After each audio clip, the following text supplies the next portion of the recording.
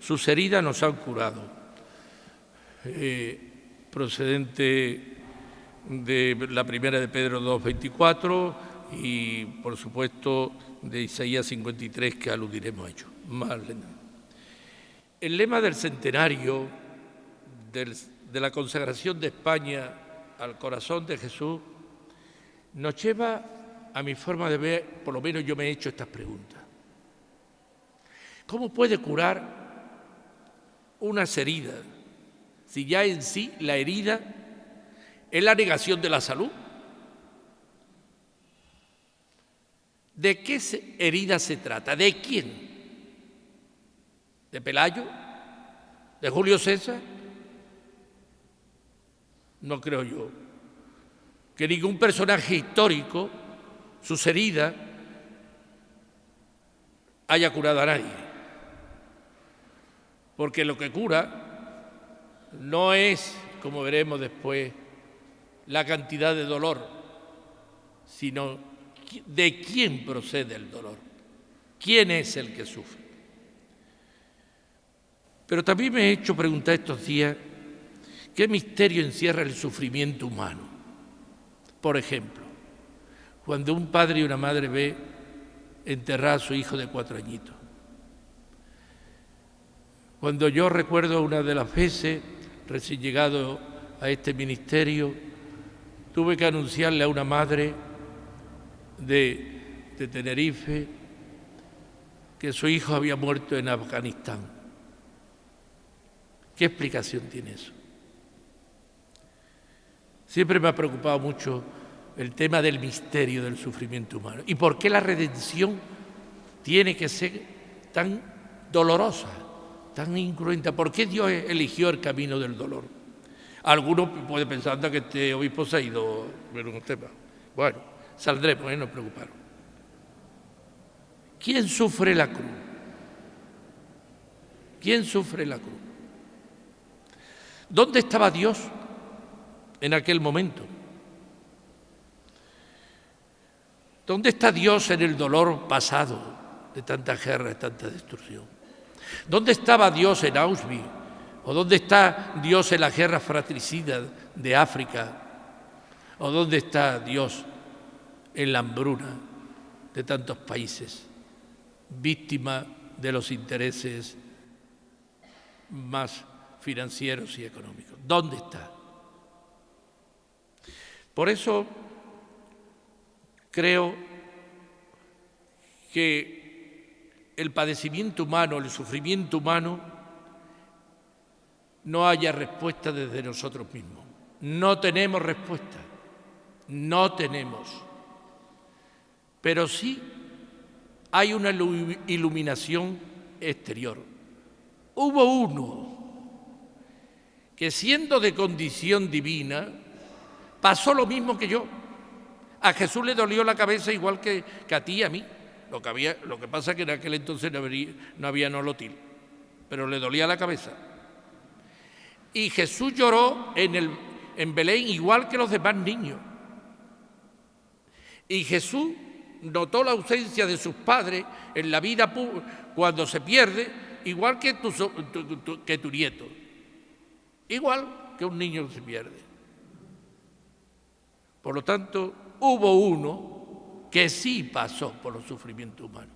Solamente desde ese misterio yo encuentro respuesta e iluminación a mi sufrimiento interior, al sufrimiento de mi alma, al mismo sufrimiento físico, al por qué, sin entender porque no hay respuesta, pero al menos me da confianza de que uno que tuvo esta humanidad nuestra, la misma, pasó por estos sufrimientos. Y ese es Dios. ¿Qué Dios? El Dios de los filósofos no me sirve. El Dios que se pierde fuera de la historia, ¿para qué? ¿Para que me doblegue y lo adore? Pero sigo con el tema. Luego tiene que haber un Dios cercano, personal, histórico, que realmente me diga algo. Y cogemos la Sagrada Escritura. Y lo primero que vemos después del drama del paraíso es que Dios aparece como el Dios de Abraham, de Isaac y de Jacob. Es decir, el Dios que se identifica con personas. Y cada uno tenía su historia. Anda que Abraham también tenía su historia, ¿eh? Y no digamos repasar cada uno de estos tres personajes. Y Dios se identifica con ellos. Además, Dios se identifica con una colectividad. Miré y vi la esclavitud de mi pueblo. Luego Dios mira la esclavitud. Es muy difícil. Después, cuando viene toda la corriente desde Santo Tomás y después los tomistas, cuando se acentúa tanto el Dios impasible, ¿cómo compaginar que Dios sea Dios? Yo soy el que soy, yo soy el que quiero ser, le dice Yahvé a Moisés en el Sinaí, con el tema y la afirmación: yo he visto la esclavitud, cómo sufre mi pueblo. En Isaías, podríamos decir muchas cosas, hay un poema que lo voy a leer porque es básico para la devoción del Sagrado Corazón. Ese poema es precisamente Isaías 53. Se puede leer hasta en clave humanista, de tantos injustos, personas ajusticiadas, falsamente calumniadas, olvidadas. Son ciertamente los ajusticiados de la historia. Pero en este poema que voy a leer suavemente para que cale en nosotros, hay un misterio de alguna manera y lleva al lector a no quedarse ni en el sufrimiento, ni siquiera en la injusticia no reparada, sino sobre todo en que vendrá un siervo lleno de dolores que salvará al mundo. ¿Quién creyó en nuestro anuncio?, dice el profeta. ¿Quién se reveló el brazo del Señor? ¿A quién se le reveló el brazo? Creció en su presencia como brote, como raíz en tierra árida, sin figura, sin belleza. Lo vimos sin aspecto atrayente, despreciado, evitado de los hombres, como un varón de dolores, acostumbrado al sufrimiento, ante el cual se ocultaban los rostros, despreciado, desestimado. Él soportó nuestro sufrimiento, aguantó nuestros dolores. Nosotros lo estimamos leproso, herido de Dios, humillado por Dios. Pero Él fue traspasado por nuestras rebeliones, triturado por nuestros crímenes. Nuestros castigos saludables cayó sobre Él, sus cicatrices nos curaron. Todos errábamos como ovejas, cada uno siguiendo su camino, y el Señor cargó sobre Él todos nuestros crímenes. Maltratado voluntariamente se humillaba, no abría la boca, como cordero llevado al matadero, como oveja ante el esquilador, enmudecía y no abría la boca. Sin defensa, sin justicia, se lo llevaron. ¿Quién se preocupará de su estirpe? Lo arrancaron de la tierra de los vivos, por los pecados de mi pueblo lo hirieron. Le dieron sepultura con los malvados y una tumba con los malhechores, aunque no había cometido crímenes, ni hubo engaño en su boca. El Señor quiso triturarlo con el sufrimiento y entregar su vida como expiación. Será su descendencia, prolongará sus años. Verá su descendencia, prolongará sus años. Lo que el Señor quiere, prosperará por su mano. Él tomó el pecado de muchos e intercedió por los pecadores. Pues bien, hermano, solamente desde un Dios cercano, desde un Dios personal, desde un Dios que se preocupa de la persona y de la comunidad, desde un Dios que anuncia ya que la redención vendría por el sufrimiento. Venimos en este mundo en medio de un parto de sufrimiento. Crecemos en un valle de lágrimas y partimos de este valle de lágrimas solo si tenemos la esperanza en unos cielos nuevos, pero solo en esperanza, también con grandes interrogantes. Pero partimos en la enfermedad, en la ancianidad y en la soledad de los años mayores. Por lo tanto, el sufrimiento de ese Dios que ya lo vemos en el Antiguo Testamento se ha revelado en la encarnación redentora de Cristo. Curiosamente, si no partimos del hecho de la encarnación, del nacimiento, y el Verbo se hizo carne, atención, y habitó entre nosotros, el Verbo. Luego estamos hablando ya de la segunda persona de la Trinidad, no de un personaje histórico de Jesús de Nazaret. Los personajes históricos nos salvan. Si salva un momento a su pueblo de una hecatombe, lo salva, pero en ese momento, después se muere igual que los demás. Pero no resuelve el gran dilema: ¿por qué vivo? ¿Qué sentido tiene mi vida? ¿Quién me perdona los errores? ¿Cómo puedo recuperar la esperanza? El problema de hoy es la soledad, decimos muchas veces. La soledad surge cuando no hay esperanza. Por eso el devoto del corazón de Jesús tiene una esperanza. Por eso yo he dicho con toda conciencia, la devoción del corazón de Jesús es la devoción de los humildes. Por eso Dios ha sufrido. Esta afirmación, lo primero que lo encontramos en San Ignacio de Antioquía, estamos a final del siglo I, y yendo para el martirio de Roma, dice: quiero ser imitador de la pasión de mi Dios. Luego está aquí ya una primera afirmación importante. Tertuliano afirma: la sabiduría es un Dios crucificado, es creíble porque es absurdo, es cierto porque es imposible.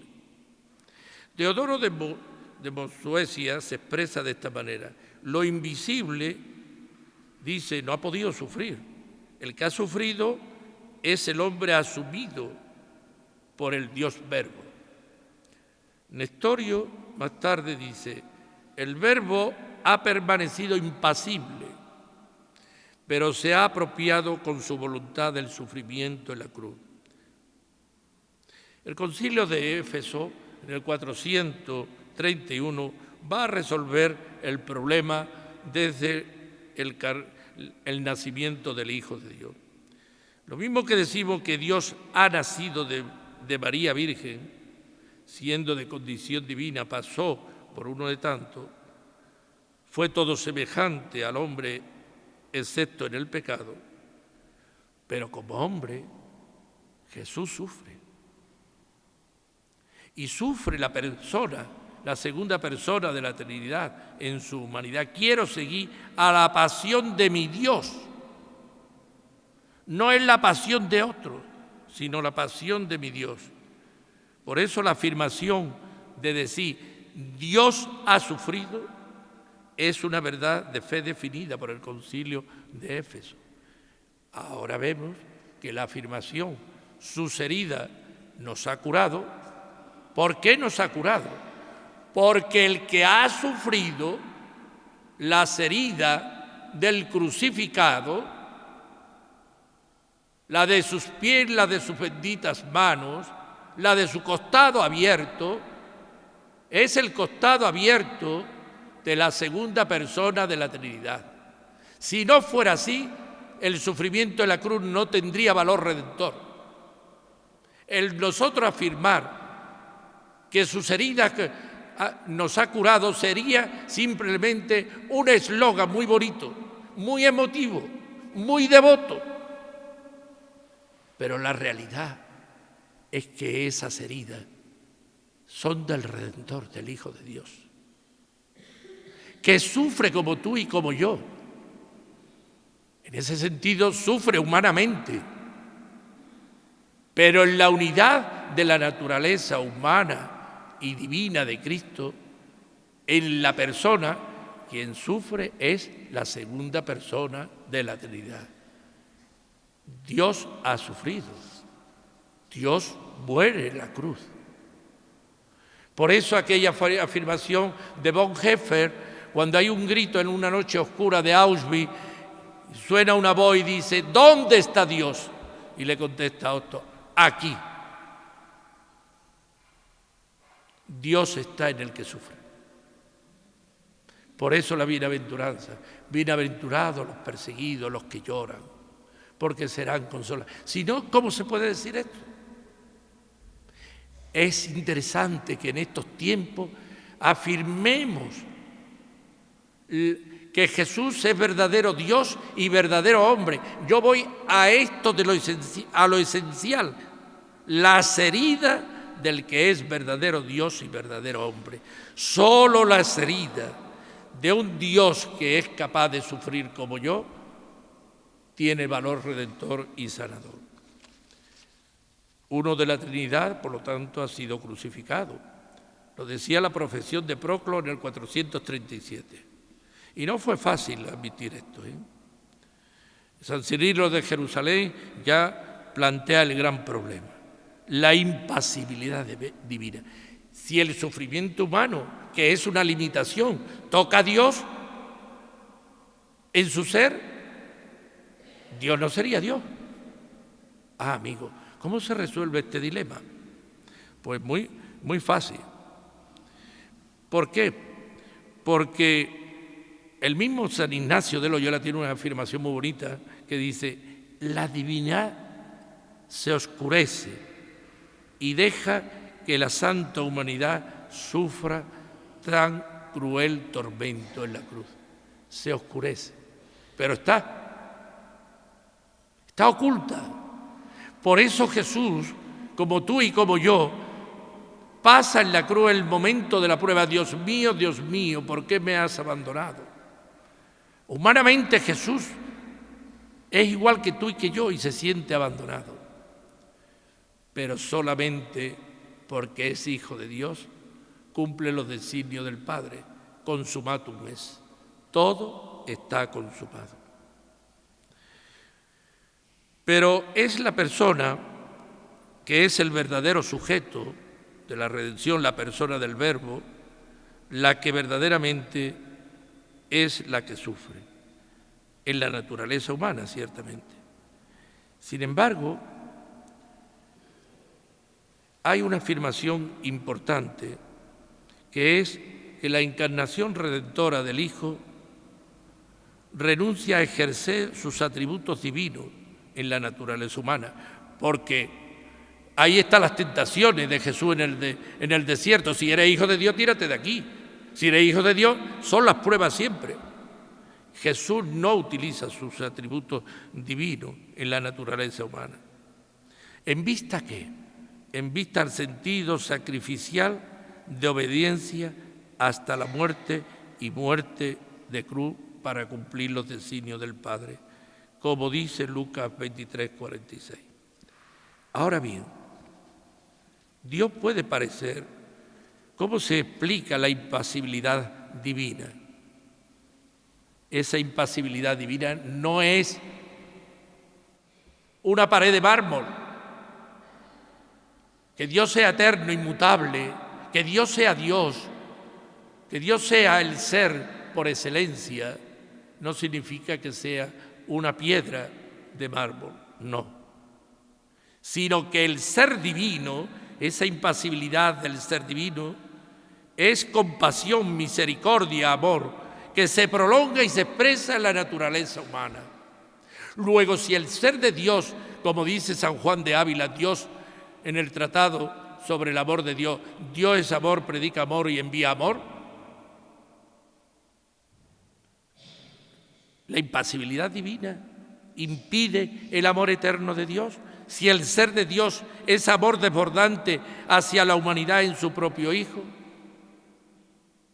tanto amó Dios al mundo que nos envió a su propio Hijo. Luego, toda la Trinidad sufre en las heridas de Cristo. El Padre sufre como Padre porque ha enviado a su Hijo por ti y por mí. Y el Espíritu lo sostiene en su misión salvadora. Por eso Jesús termina diciendo: en tus manos encomiendo, Padre, mi espíritu. Luego, la tesis de Santo Tomás de Aquino y toda la corriente, digamos, que acentúa más, lo vemos perfectamente en los escritos, sobre todo de Juan Pablo II y toda la corriente moderna de la Divina Misericordia, donde el mismo Juan Pablo II, cuando habla del sufrimiento humano, toca el tema: Dios nos ha amado, que ha hecho que el sufrimiento humano sea el sufrimiento de Dios. Y desde eso se ve iluminado mi dolor, mi tristeza, mis noches oscuras, porque creo en un Dios que es amor, compasión, ternura, como habla tanto Francisco, porque es redentor, porque me quiere, porque me ama, porque me espera, lo habéis dicho en la monición, porque me espera. ¿Cómo un Dios puede esperar? Pues sí, me espera porque el ser de Dios es misericordia. Y la misericordia no está reñida con los atributos del ser divino de Dios. Termino, porque me quedan 7 minutos. Luego, el corazón de la persona es el núcleo de toda adoración. De ahí que la devoción al Sagrado Corazón de Cristo tenga, digamos, esta vertiente que ya Hugo Ranner, que hizo una buena síntesis, tenga estas 3 corrientes. El sagrado, el divino corazón del Kyrios, del Señor. No olvidemos que hablamos del Jesús resucitado. Cuando hacemos las meditaciones sobre cada una de las heridas, y ya lo hacía San Francisco de Asís, estamos contemplando al Señor que ha vencido el pecado y la muerte. Y por lo tanto, las heridas se ha transfigurado. Me encanta la imagen de este corazón de Jesús con sus brazos abiertos, que significa la universalidad de esta devoción. El que tenga sed, que venga a mí, y de mi seno correrá agua viva. Del seno de Jesús. Por eso Jesús termina la cruz también diciendo: tengo sed que me ame, tengo sed que me siga, tengo sed que se enamore de mí, porque en definitiva, la devoción al Sagrado Corazón es un enamoramiento de Dios por nuestra parte. Y por la parte de Dios es todo locura de amor, que diría también el maestro Ávila. Todo locura de amor, porque no se explica la redención, sino en locura de un Dios que es amor, predica amor y envía amor. La segunda imagen es la que he aludido un poco en la homilía. El discípulo amado reclinado en la cabeza, en el pecho del Maestro, la noche de la última cena. Para hacer eso hay que tener la inocencia. ¿No habéis fijado? Lo podía haber hecho Pedro, ¿no? No. Lo hace el más joven, porque significa la inocencia. Por eso yo he dicho esta tarde: no hay devoción al corazón de Jesús si no hay conversión del corazón. ¿Quién reclina la cabeza? El más joven, el más inocente, en el pecho del Maestro. Tenemos que hacernos niños para entrar en el reino de los cielos, porque solamente de los que se hacen niños entran en el reino de los cielos. Yo he terminado la misa con esa expresión del Evangelio: te doy gracias, Padre de cielo y tierra, porque ha ocultado estas cosas a los sabios y se las ha revelado a la gente sencilla. Y la tercera nota es las heridas de la pasión y el costado abierto del Redentor. Siempre son la referencia del amor eterno de Dios. Pero esta devoción al corazón de Cristo, ¿cómo se hace presente en el siglo XXI? Y termino con unas breves conclusiones. En el siglo XXI, que es distinto que en el siglo XX. Primero, siendo fiel a nuestras raíces. Y en este sentido, como españoles, nos tenemos que sentir agradecidos a Dios, porque hemos visto el brazo de Dios, la mano de Dios, tantas veces en nuestra historia. Por ello, primero, tenemos que recuperar nuestras raíces cristianas. Estamos sufriendo una crisis profunda de la secularización y la materialización, que ha entrado también en la comunidad cristiana y en la vida cristiana. Y aquel que pierde la memoria del pasado no puede vivir el presente y no construirá un futuro de esperanza ni de paz. Primero, ¿quién somos en la historia de la Iglesia y de Europa? ¿Qué ha sido España? Hay tanta vergüenza hoy. Vergüenza para decir católico y para decir muchas veces español, desgraciadamente. Y sin embargo el Señor dice: aquel que se avergüence de mí ante los hombres, yo me avergonzaré de él ante mi Padre Celestial. Primera conclusión: recuperar las raíces para salir de la mediocridad de la vida cristiana. Segundo, ir a lo esencial de la fe cristiana, porque la Iglesia se ha autocomplicado. Miren ustedes, después del Vaticano II parece que aquí no se salva como no tengamos un adjetivo, y hemos perdido el sustantivo que es el cristiano. Y aquí parece que no nos salvamos si no tenemos reunión de la reunión para terminar de la reunión. Pues mi madre, que sabía las 4 letras, me enseñó a mí la fe, y después tenía 2 magníficos teólogos, y la vuestra experiencia más o menos igual. ¿Qué es lo que ocurría? Que aquellos grandes creyentes tenían unas verdades esenciales vividas muy a fondo en su corazón, y la transmitía sin darse cuenta, con naturalidad. Pues también nos falta un poquito, digamos, de esas convicciones hoy, y de la naturalidad de la fe, y de la alegría de la fe. Es que, sobre todo en España, hay una tristeza de fe enorme. Parece que el cristianismo es una carga que hay que llevar y que soportar. Pues el Señor te dice: venid a mí todos los que estéis cansados y agobiados, que yo os aliviaré. Creemos que Jesús tiene fuerza para hacer de lo imposible lo posible. Y por último, sentirnos también orgullosos de la Iglesia Católica. Miren ustedes, aquí en España siempre hay una máxima: o se va detrás de la Iglesia con una vela o con un palo, no hay término medio. No hay término medio. De ahí tantos enfrentamientos. Pues aprendamos un poco de lo que nos dicen los papas.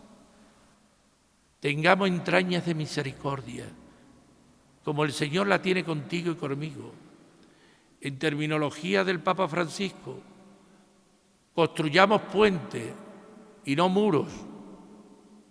Dejemos el juicio de la historia y de los políticos y de todo eso para Dios.